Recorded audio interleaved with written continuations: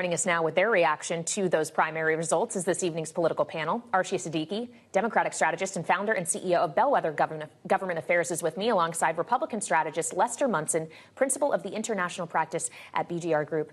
Thank you so much for joining me. I'll come to you first, Lester, as the Republican, knowing that Julie is right. There was an incredible amount of money poured in by the party and the NRSC in order to try to degrade Paxton and uplift Cornyn. If the president makes this endorsement now, is it primarily a financial decision? Well, of course. I mean, that's a big part of this. Cornyn did a lot better than people thought, I will say. He's been a stalwart of the party for a very long time. He, too, has been an ally of President Trump for a very long time.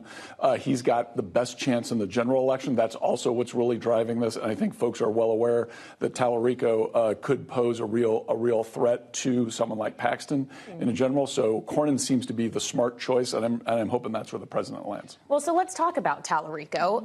Obviously, someone who's seen as a devout Christian. He pitched himself as someone who can appeal to more moderate, even some conservative voters in Texas. But Democrats have had this dream in Texas before and have spent a lot of money trying to flip the seat blue before. How do you feel about whether or not the party's chances are better of James Tallarico having success than, say, someone like Beto O'Rourke?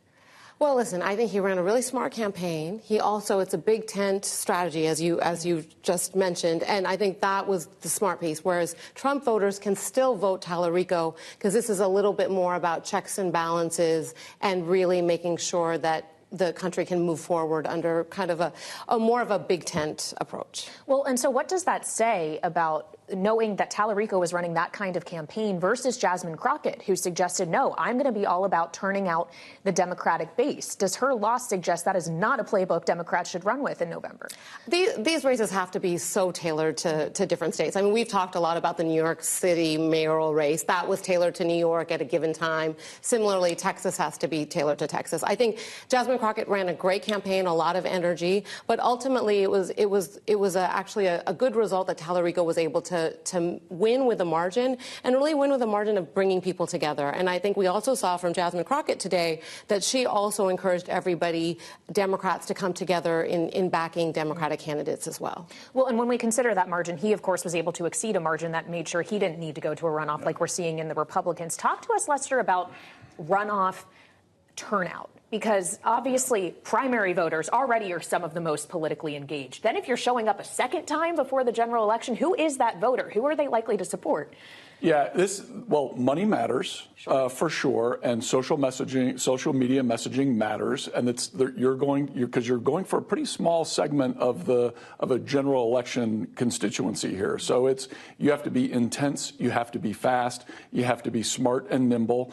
Cornyn, he's been through a lot. I'll say this about him: he's been through a lot of battles. He's seen a lot of things. He ran the NRSC, which is the campaign arm for Senate Republicans, for a long time. He's a smart guy. He's very politically astute.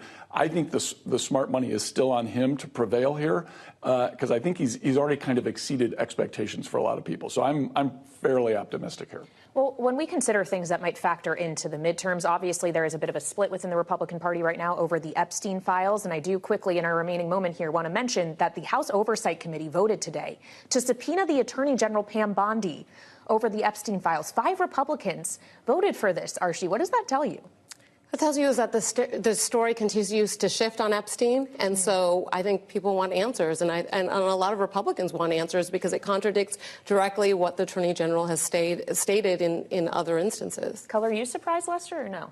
Not at all. This is classic Washington behavior. It's not the crime, it's the cover-up, or the perceived cover-up. And so people are looking at, did you not send us everything? Did you send it the wrong way? Did you expose the wrong things? Those are the questions that are becoming more and more pertinent. So it's kind of following the classic Washington model, if you ask me. All right, Lester Munson, Arshi Siddiqui, thank you both so much. You'll be back with me for more later on this hour. And